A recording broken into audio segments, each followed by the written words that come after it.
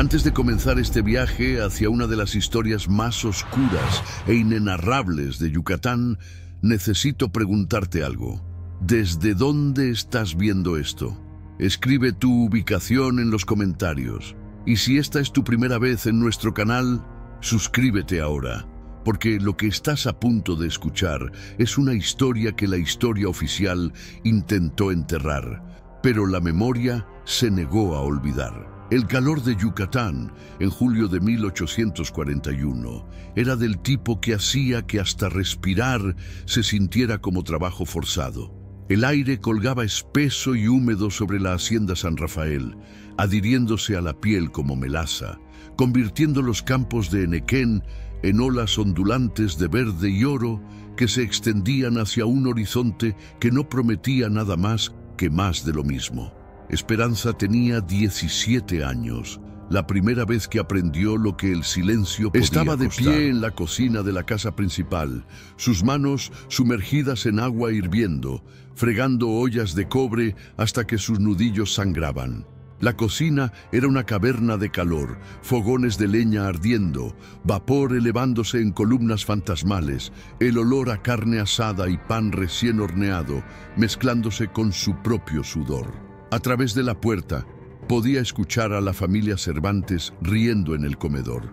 Don Ricardo Cervantes, doña Beatriz, sus 3 hijos, Sofía, de 16 años, Miguel, de 14, y la pequeña Isabel, de apenas 8, sonaban como música, como las campanas de la iglesia del domingo, como algo que Esperanza nunca tendría permitido tocar. ¡Esperanza! La voz de doña Beatriz cortó la risa como un latigazazo. La salsa está fría. ¿Esperas que comamos salsa fría? Esperanza secó sus manos en su delantal, una cosa áspera y manchada que alguna vez había sido blanca, y levantó la salsera con ambas manos. Caminó cuidadosamente, sus pies descalzos silenciosos sobre el piso de baldosas de barro, su rostro arreglado en la expresión que había estado perfeccionando desde la infancia. La sonrisa, no muy amplia, no muy ansiosa, solo lo suficiente para mostrar deferencia, solo lo suficiente para mostrar que comprendía su lugar. «Perdón, doña Beatriz», dijo Esperanza suavemente, colocando la salsera sobre la mesa. «La calentaré de inmediato».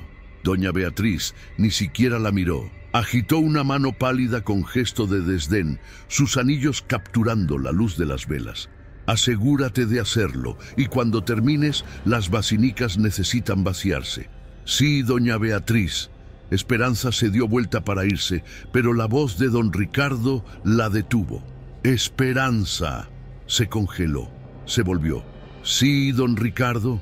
Don Ricardo Cervantes era un hombre de 42 años, con cabello gris peinado hacia atrás, desde una frente amplia y ojos del color del cielo invernal. Se limpió la boca con una servilleta de lino y la estudió con la misma atención casual que uno le daría a un caballo en subasta. «¿Cuánto tiempo llevas con nosotros?» «Desde que tenía 7 años, don Ricardo». 10 años, 10 años, repitió, asintiendo lentamente. «Y en todo ese tiempo no creo haber visto nunca sin esa sonrisa». La habitación quedó en silencio. Sofía y Miguel intercambiaron miradas. La pequeña Isabel miraba fijamente a Esperanza con ojos amplios y curiosos. Esperanza mantuvo su sonrisa fija en su lugar. «Estoy agradecida por el techo sobre mi cabeza, don Ricardo, por la comida que como, por la bondad de esta familia». Las palabras eran cenizas en su boca, pero las pronunció dulcemente. Don Ricardo le devolvió la sonrisa, una sonrisa genuina, cálida y paternal. «Eso es lo que me gusta escuchar, gratitud. Es rara estos días, incluso entre nuestra propia gente». Hizo un gesto vago con su copa de vino. «Adelante entonces, calienta la salsa». Don Ricardo. Esperanza regresó a la cocina, sus manos temblando solo cuando estaba segura de que nadie podía verla. Colocó la salsera sobre el fogón y se quedó allí parada, mirando las llamas lamiendo los lados del hierro. 10 años.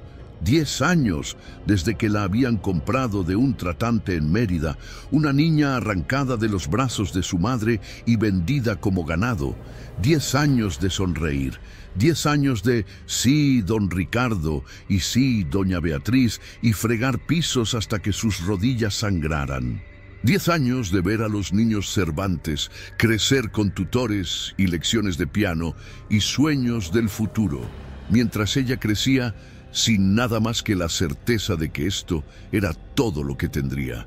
10 años de silencio. Pero el silencio, había aprendido Esperanza, podía ser un arma más afilada que cualquier navaja. Removió la salsa lentamente, observándola girar en la olla, y detrás de su sonrisa fija, algo frío y paciente, comenzó a echar raíces. El invierno llegó a la hacienda San Rafael como un lobo, delgado, gris e implacable.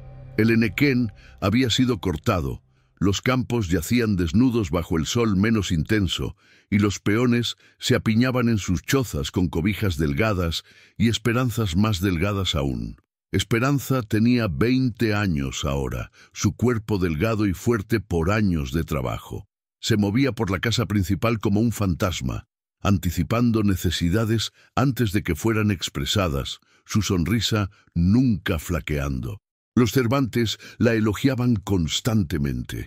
«¡Qué buena muchacha!», doña Beatriz le diría a sus amigas visitantes. «Tan obediente, tan limpia, no como algunos de los peones del campo. No puedes confiar en ellos ni tantito».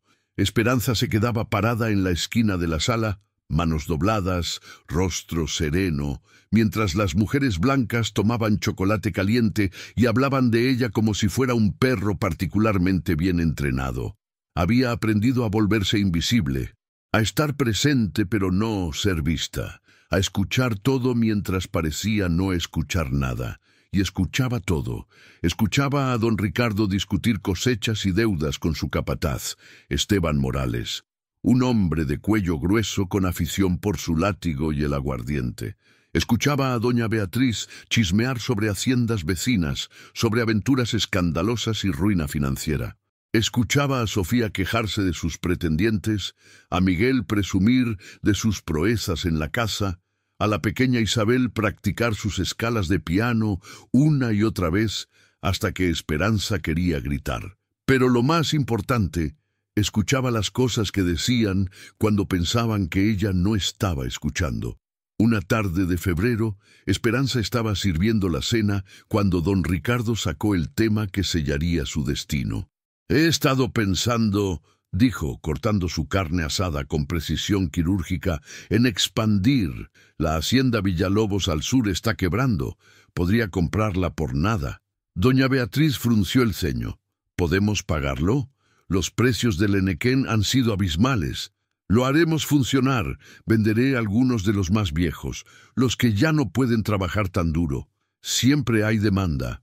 La mano de Esperanza tembló ligeramente mientras vertía agua en el vaso de Miguel. «¿Cuáles?», preguntó doña Beatriz. «El viejo Mateo, para empezar. Tiene casi 60 y su espalda está arruinada. Y esa mujer en la tercera choza, ¿cómo se llama? Luz, ha estado tosiendo durante meses. Probablemente tísica. No tiene sentido mantenerla». Luz. El aliento de Esperanza se contuvo, pero no lo dejó ver. Luz tenía 52 años, una de las pocas personas en la hacienda que había mostrado a Esperanza algo de bondad cuando era niña. Luz le había cantado para dormirla cuando lloraba por su madre. Luz había compartido sus escasas raciones cuando Esperanza estaba enferma. Luz le había enseñado qué raíces podían aliviar el dolor y cuáles podían causarlo. «Véndelos al sur», continuó don Ricardo bebiendo su vino. «Chiapas, tal vez, o Guatemala. Consigue lo que puedas por ellos. El profundo sur, las haciendas de café y caña, donde los peones eran trabajados hasta la muerte en cuestión de años. Era una sentencia de muerte». Esperanza terminó de verter el agua y regresó a la cocina. Dejó la jarra con cuidado, precisión, y luego se quedó allí parada en el vapor y el calor, sus manos planas sobre el mostrador de madera, su sonrisa finalmente cayéndose. Luz moriría en Chiapas, el viejo Mateo moriría en Guatemala, y los Cervantes comprarían más tierra, más peones, y el ciclo continuaría para siempre, a menos que alguien lo detuviera. Esperanza miró sus manos, cicatrizadas, callosas, manos capaces, y tomó una decisión. Sonreiría tanto tiempo como fuera necesario, sería paciente, esperaría, pero un día le serviría algo que no podrían digerir. La primavera de 1843 trajo lluvias que convirtieron los caminos de la hacienda en ríos de lodo rojo. El henequén brotó en filas ordenadas, y los peones regresaron a los campos desde el amanecer hasta el anochecer, sus canciones flotando sobre la tierra como plegarias. A Esperanza le habían dado una nueva responsabilidad: cuidar el huerto de la cocina detrás de la casa principal. Era una parcela pequeña, bordeada por cercas de madera pintadas de blanco, donde hierbas y vegetales crecían en filas cuidadosas. Hierbabuena y albahaca, tomates y frijoles, zanahorias y cebollas. Y en una esquina sombreada, oculta bajo las hojas extendidas de un arbusto de zarzamora, otras cosas también crecían: digital, adelfa. Esperanza cicuta, había aprendido belladona sobre plantas de luz durante esas preciosas horas nocturnas cuando el trabajo terminaba y la vieja mujer le enseñaba a la niña lo que sabía. Luz había sido curandera, mezclando tinturas y cataplasmas para los enfermos y heridos, su conocimiento transmitido a través de generaciones. Cada planta tiene dos caras, le había dicho Luz una vez, sus manos curtidas clasificando hojas secas. Una cara cura, una cara mata. Debes conocer ambas, hija, porque el conocimiento es lo único que no pueden quitarte. Esperanza recordaba. Cuidaba su jardín con el mismo cuidado meticuloso que traía a todo lo demás. Regaba los vegetales, arrancaba las malas hierbas y cuando nadie estaba mirando, cosechaba cuidadosamente las plantas venenosas, secando las hojas y raíces en los espacios ocultos de su choza. Todavía no estaba segura de cómo las usaría, solo sabía que debía estar lista. La oportunidad llegó en pequeños momentos. Cuando doña Beatriz se quejaba de dolores de cabeza, Esperanza le preparaba té con manzanilla y una cantidad diminuta, casi imperceptible, de hoja de digital. No lo suficiente para matar, todavía no. Solo lo suficiente para hacer que su corazón latiera irregularmente, para hacerla sentir débil y ansiosa. «No sé qué me pasa últimamente», decía doña Beatriz, abanicándose en la sala. «Me siento tan mal». «Quizás está trabajando demasiado, doña Beatriz», sugeriría Esperanza gentilmente. «Quizás necesita más descanso. Quizás tengas razón». Cuando el perro de caza favorito de don Ricardo enfermó, Esperanza deslizó bayas de belladona en su comida. El perro murió en 2 días, echando espuma por la boca, sus patas pateando inútilmente. Don Ricardo estaba desconsolado. Hizo que el capataz azotara a 2 peones del campo, convencido de que habían envenenado al animal por despecho. Esperanza observó desde la ventana de la cocina su rostro sereno y no sintió nada. Estaba aprendiendo paciencia, estaba aprendiendo precisión, estaba aprendiendo que la crueldad podía ser devuelta de la misma manera, gota a gota, momento a momento, hasta que la copa finalmente se desbordara. Pero también aprendió algo más. No era la única que observaba y esperaba. Una tarde, cuando Esperanza estaba cerrando el gallinero, escuchó pasos detrás de ella. Se volvió para encontrar a Sofía Cervantes parada allí en su vestido blanco, su cabello rubio luminoso en el crepúsculo.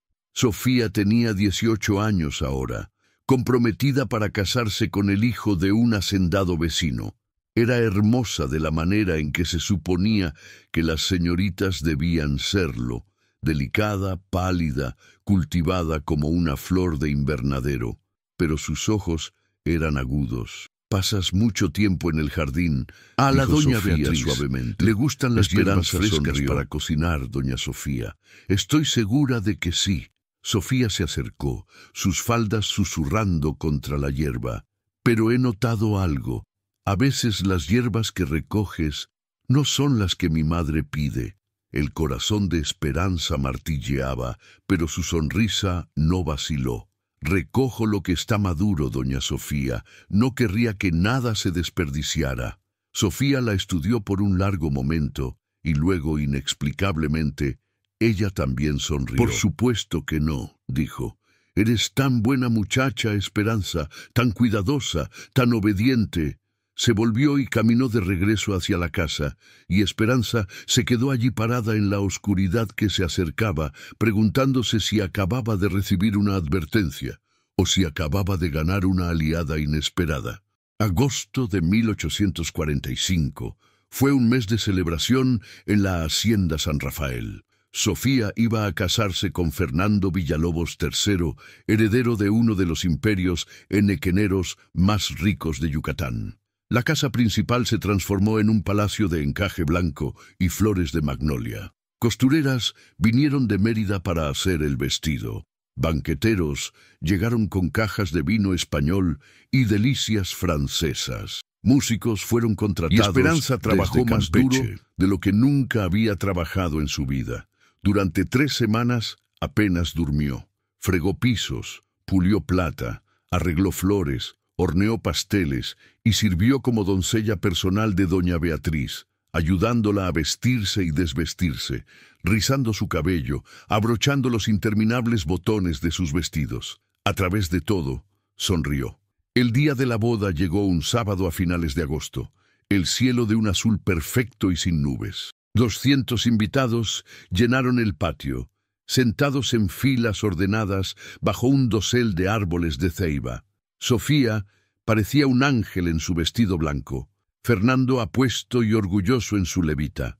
Esperanza estaba parada al borde de la multitud, con los otros sirvientes de la casa, observando mientras el sacerdote recitaba los votos, mientras la pareja se besaba, mientras todos aplaudían. Observó el rostro de Sofía, radiante de alegría, y sintió algo quebrarse dentro de su pecho, porque Sofía tendría esto: amor, matrimonio, hijos, un futuro. Sofía dejaría esta hacienda e iría a una gran casa en Mérida, donde daría fiestas y criaría hijas que nunca fregarían un piso o temerían un látigo. Y Esperanza permanecería aquí, sonriendo, sirviendo, invisible, hasta que muriera. A menos que, esa noche, después de que los invitados hubieran comido y bailado y partido, después de que la familia se hubiera ido a la cama exhausta y feliz, Esperanza regresó a la cocina para limpiar.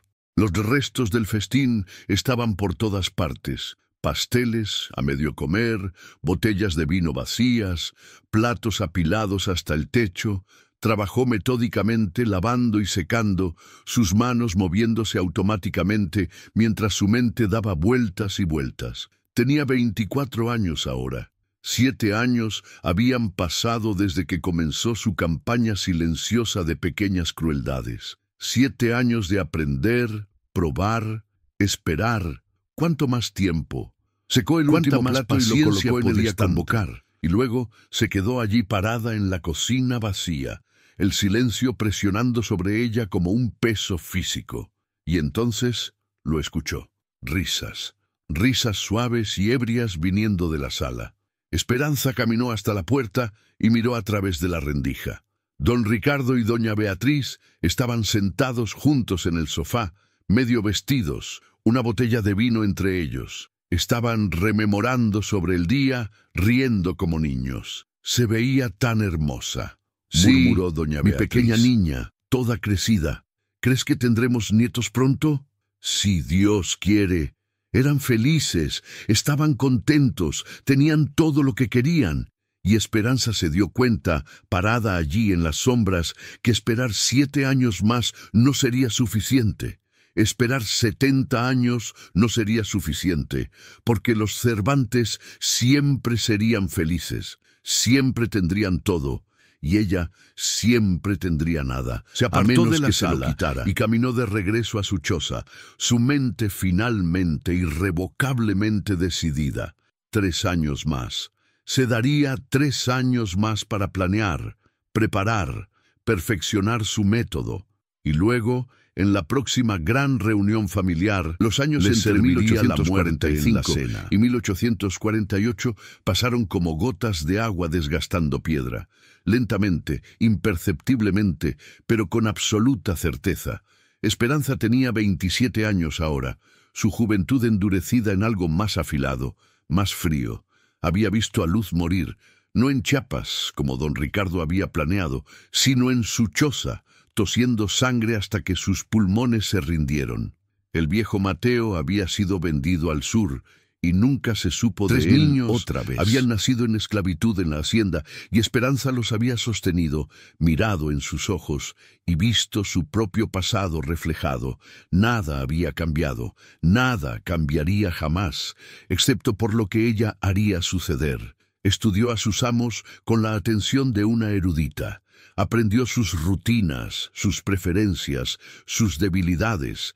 Aprendió que el plato favorito de don Ricardo era cochinita pibil con vegetales asados, que doña Beatriz no podía resistir sus conservas especiales de zarzamora, que Miguel, ahora de 22 años y manejando gran parte del negocio de la hacienda, bebía en exceso todas las noches, que Isabel, de 16 y aún sin casar, tenía un gusto por lo dulce que rayaba en la glotonería.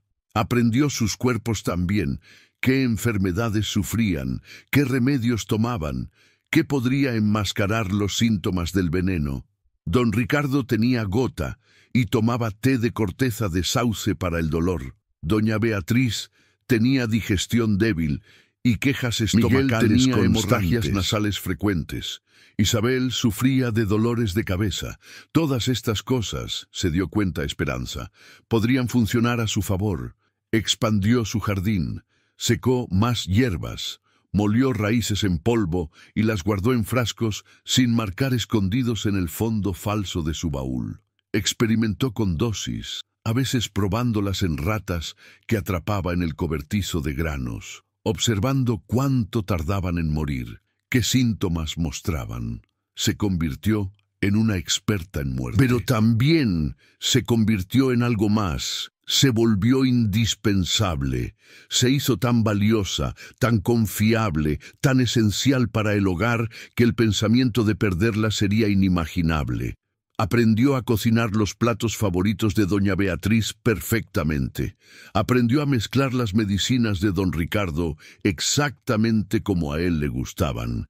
Aprendió a remendar ropa tan bien que las costuras eran invisibles. Aprendió a anticipar necesidades antes de que fueran expresadas. Se convirtió en la esclava perfecta, y al volverse perfecta, se volvió invisible otra vez. Confiaban en ella completamente. Nunca la cuestionaban, nunca la observaban. Era exactamente lo que necesitaba.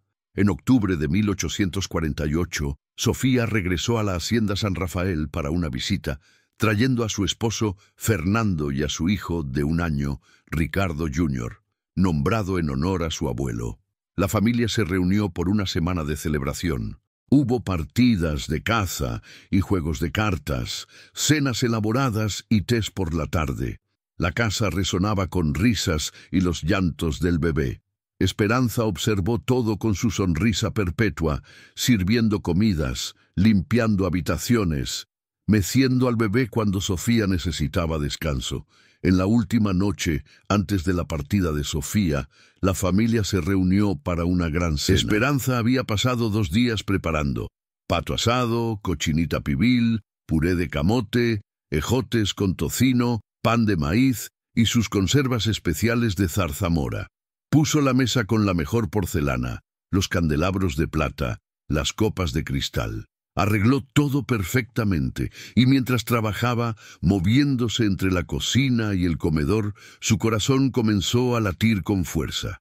Esta noche no, todavía no, pero pronto. Llevó los platos a la mesa. Pronto. El pato dorado y brillante, la cochinita fragante con especias, las conservas oscuras y dulces en su tazón de cristal. La familia comió con gusto, elogiando cada bocado. «Esperanza, te has superado», declaró don Ricardo.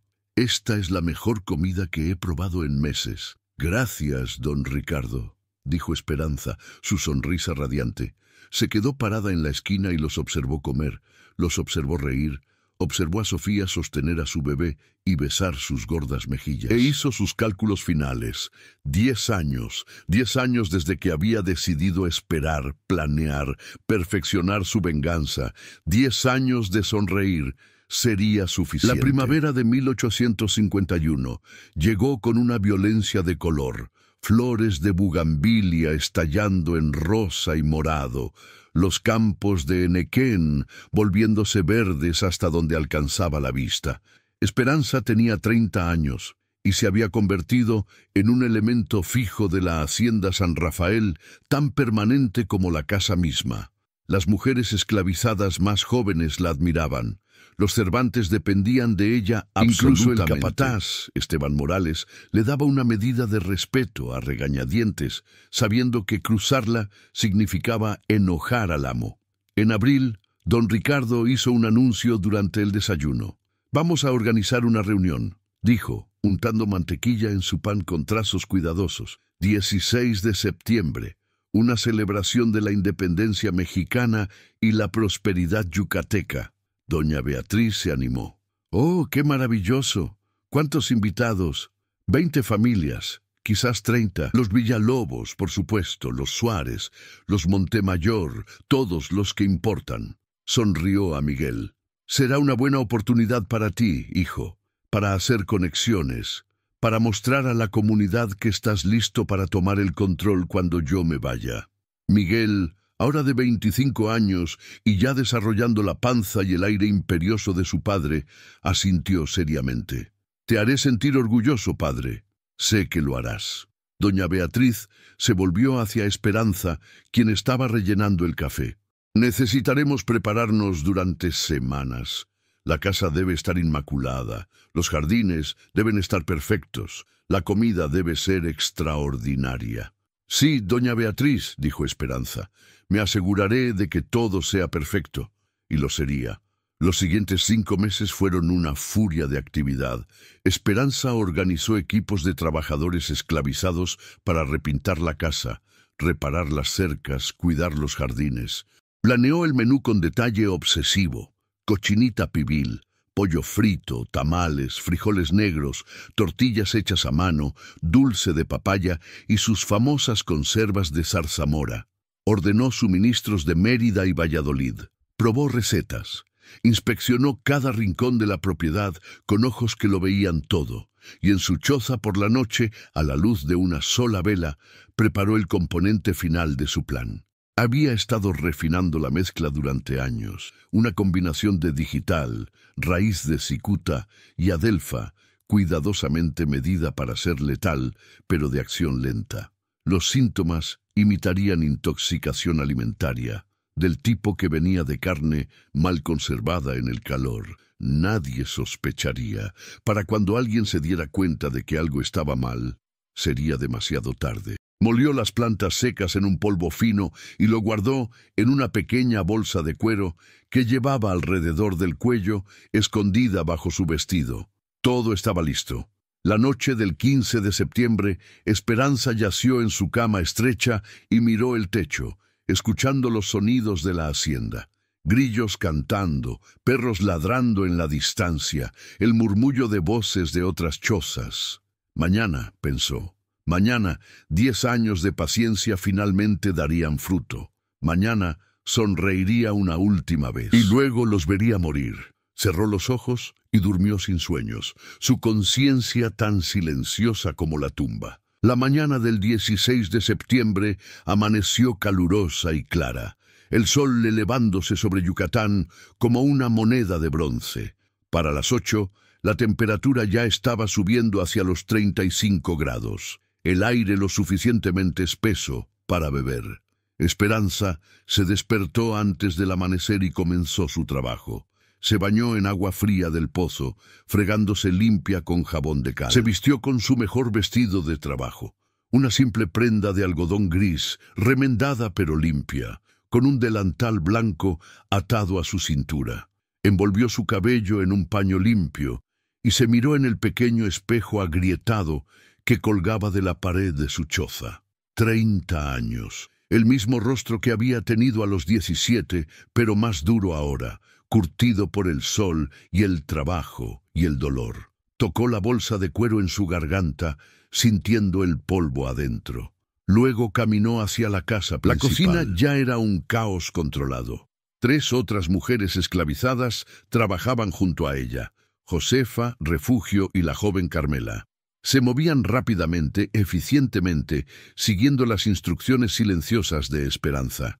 La cochinita había estado cocinándose desde la medianoche en el horno de tierra detrás de la cocina, atendida por 2 peones que volteaban la carne cada hora.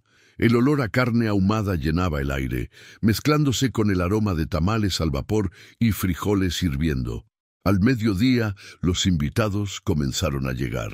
Carruajes rodaron por el largo camino bordeado de ceibas, descargando hombres en trajes finos y mujeres en vestidos elaborados a pesar del calor. Niños en ropa almidonada corrían por el patio, mientras sus padres se saludaban con abrazos y exclamaciones. Sofía y Fernando llegaron con el pequeño Ricardo, ahora de 4 años, y corriendo salvajemente con los otros niños. Isabel, ahora de 19, emergió de la casa luciendo radiante en un vestido verde, ya atrayendo la atención de varios jóvenes.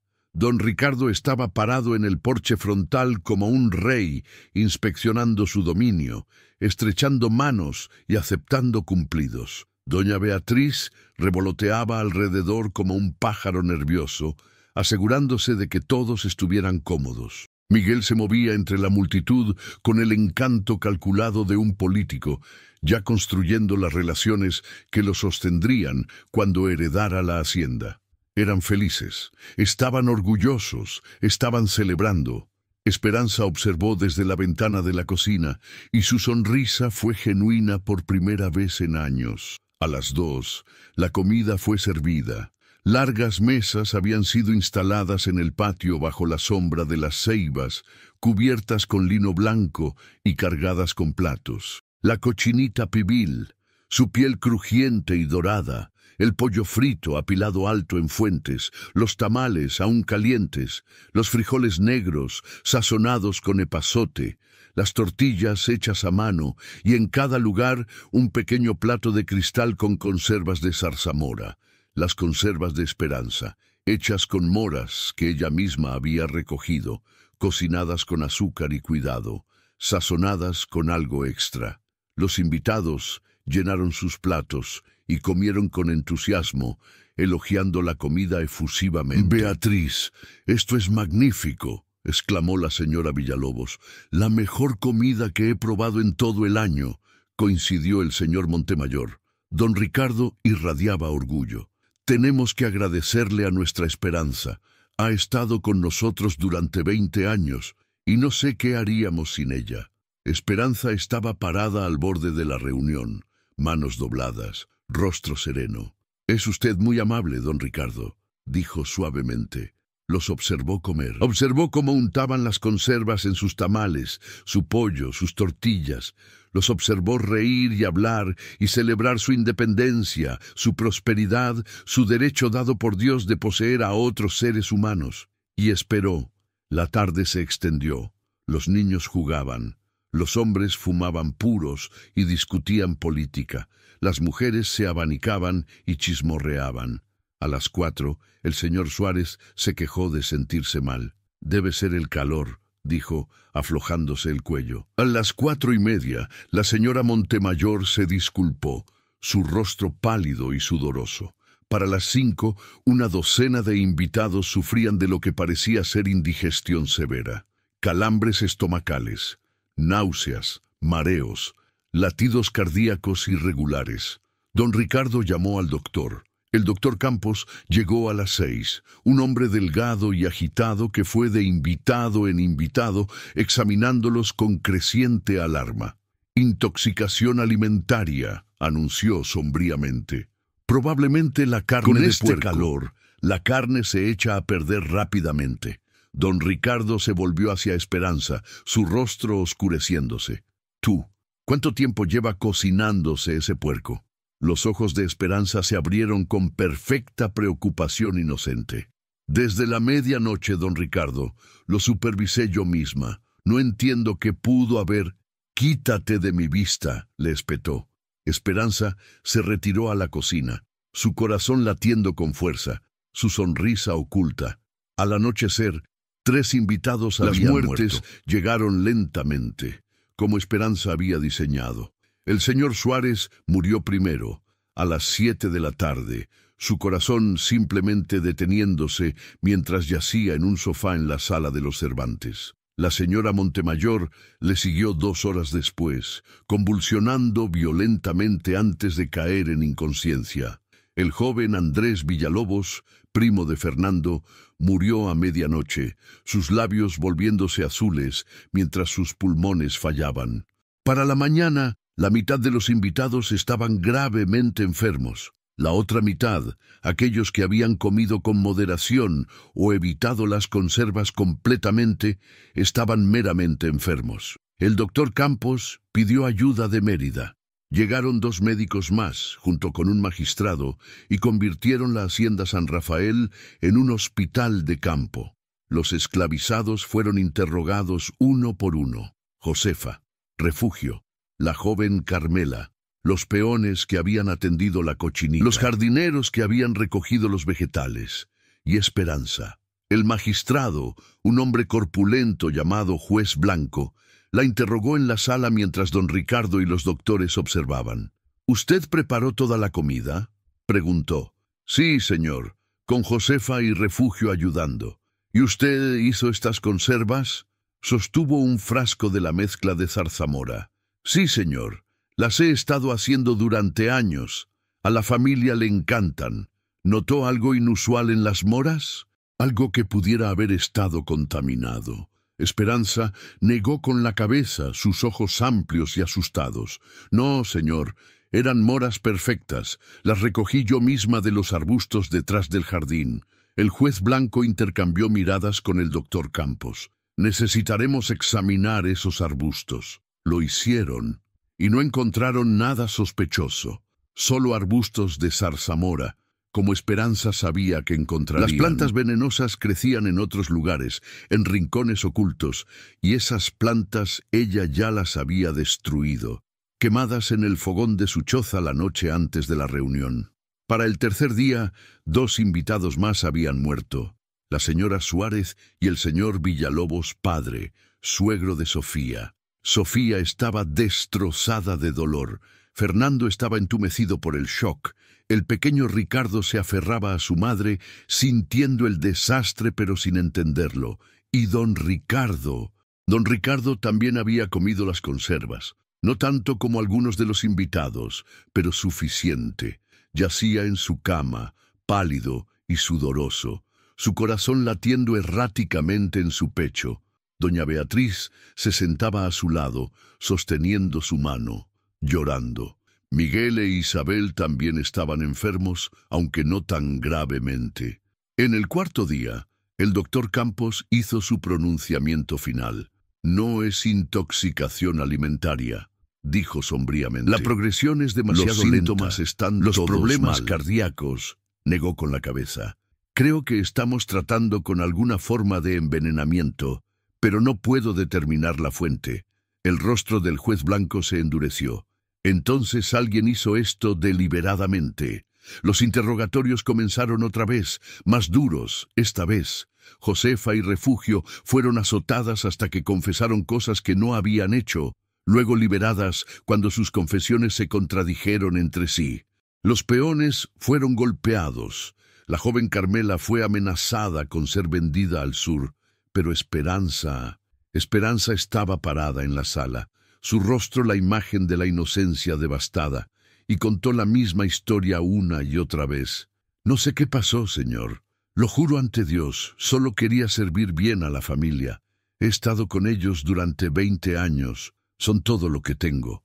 Y le creyeron, porque ella era Esperanza, confiable, obediente Esperanza, quien había sonreído durante 20 años. Esperanza, quien había mecido a sus niños y los había cuidado durante enfermedades y nunca había mostrado ni un atisbo de malicia. Era inconcebible que ella pudiera ser responsable. En el 5.º día, mientras llevaba agua a la habitación de don Ricardo, él abrió los ojos y la miró. Realmente la miró, y por solo un momento, Esperanza dejó caer su sonrisa. Los ojos de don Ricardo se abrieron, su boca se abrió, pero no salió sonido. Su mano se extendió hacia ella, y entonces temblando, su corazón acusando. Esperanza pidió ayuda, su voz aguda de pánico, su rostro arreglado en perfecto horror, pero don Ricardo Cervantes estaba muerto. En la semana siguiente al desastre, 5 víctimas más murieron, elevando el conteo total de muertes a 10. Los sobrevivientes lentamente se recuperaron, aunque varios cargarían con daño cardíaco y pulmonar por el resto de sus vidas. La hacienda San Rafael estaba en caos. Don Ricardo fue enterrado en el panteón familiar en una mañana gris y lluviosa. Doña Beatriz, aún débil y enferma, sollozó durante todo el funeral. Sofía se apoyaba en Fernando para sostenerse. Miguel, ahora el amo de la hacienda a los 25, estaba parado junto a la tumba, luciendo pálido y sacudido. Isabel, quien se había recuperado más rápido, estaba parada ligeramente apartada de la familia, sus ojos secos. Esperanza estaba parada con los otros esclavizados al borde del cementerio, su cabeza inclinada, sus manos dobladas. Después del funeral, el juez Blanco anunció que estaba cerrando la investigación.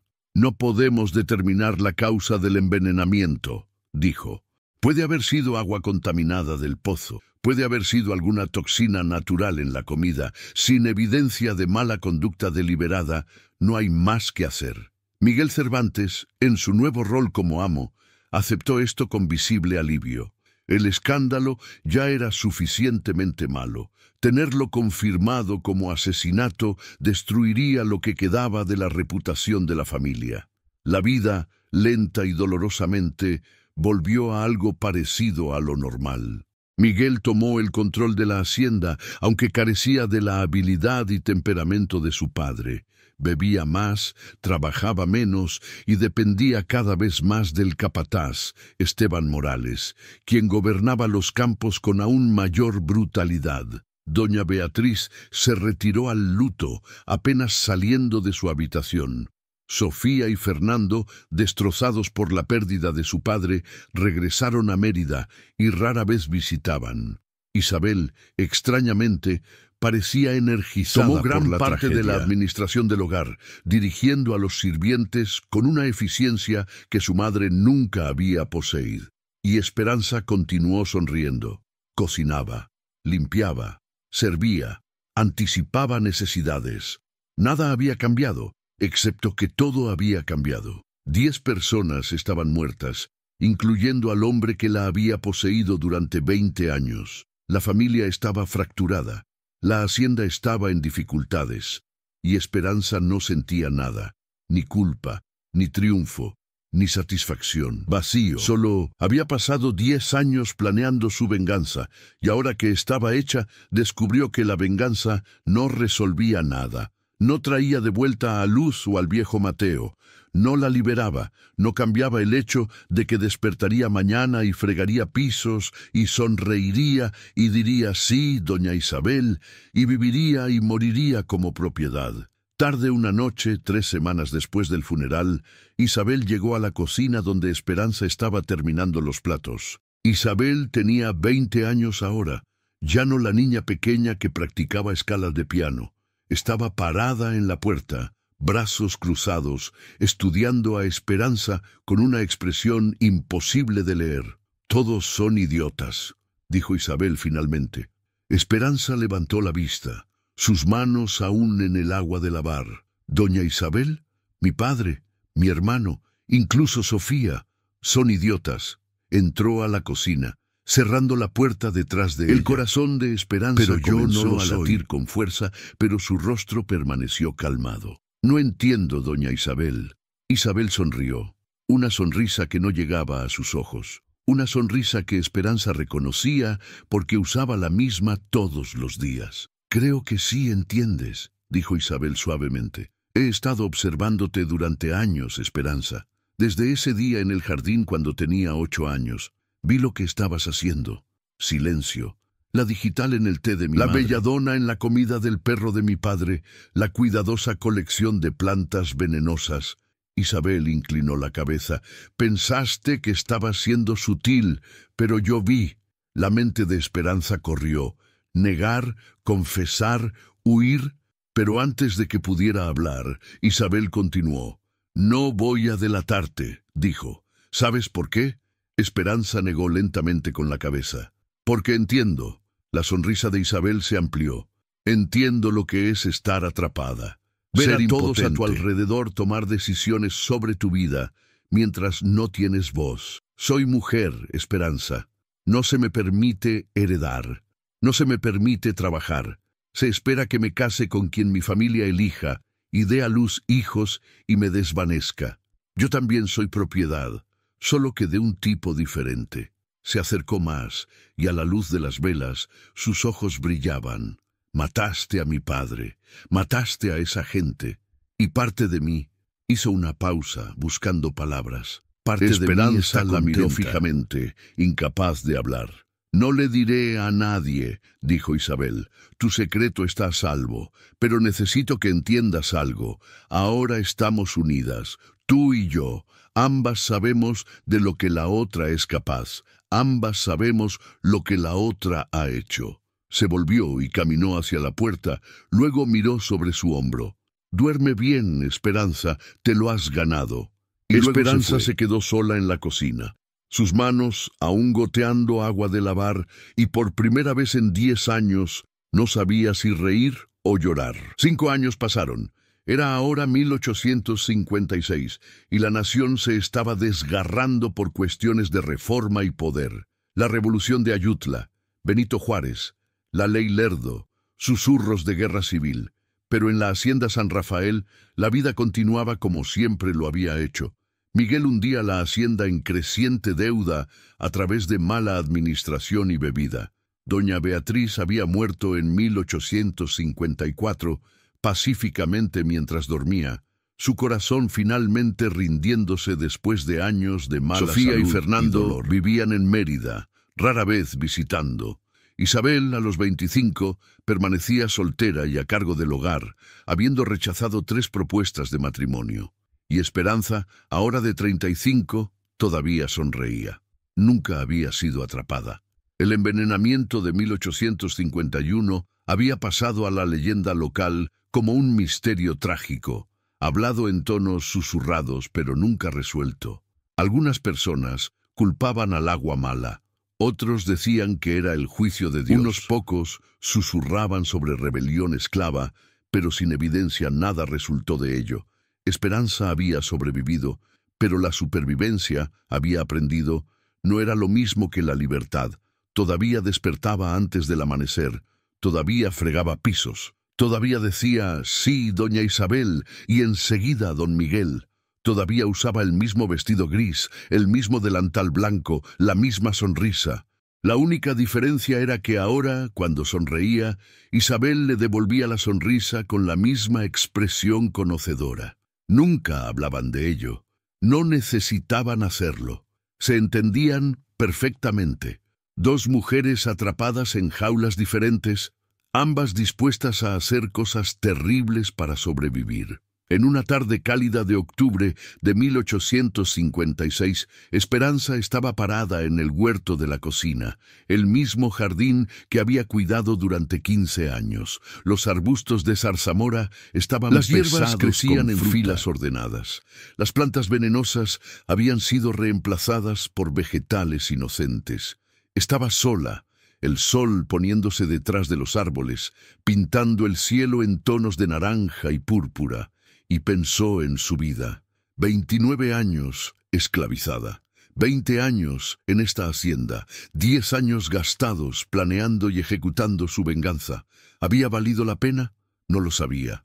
Las personas que había matado se habían ido, pero nada había cambiado. Todavía había personas esclavizadas en los campos. Todavía había un amo en la casa grande. Todavía había un sistema que molía seres humanos hasta convertirlos en polvo. Su venganza había sido personal, no política. Había satisfecho su ira, pero no resolvió nada. Y sin embargo, había hecho algo que nadie más se había atrevido a hacer. Había contraatacado de la única manera que tenía disponible. Había probado que incluso la persona más impotente podía encontrar poder si era lo suficientemente paciente, lo suficientemente inteligente, lo suficientemente dispuesta a convertirse en lo que sus amos pensaban que era.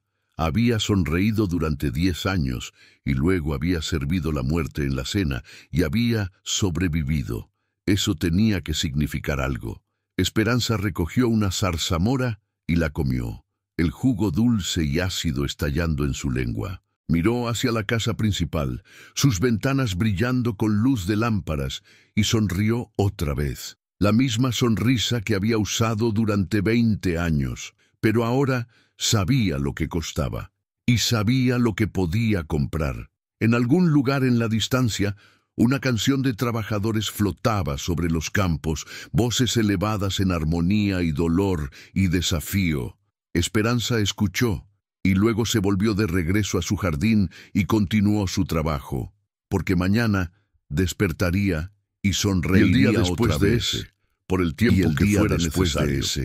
Esperanza vivió hasta 1863, cuando fue liberada por las leyes de reforma a la edad de 42 años. Dejó la hacienda San Rafael sin mirar atrás y se dirigió hacia el norte, eventualmente estableciéndose en Guanajuato, donde trabajó como cocinera en una fonda. Nunca le contó a nadie lo que había hecho. Isabel Cervantes nunca se casó. Dirigió la hacienda San Rafael hasta 1867, cuando finalmente fue vendida para pagar las deudas de Murió Miguel. En 1889, llevándose el secreto de Esperanza a la tumba. Los arbustos de zarzamora todavía crecen detrás de la casa, salvajes y desatendidos, dando fruto que nadie se atreve a comer.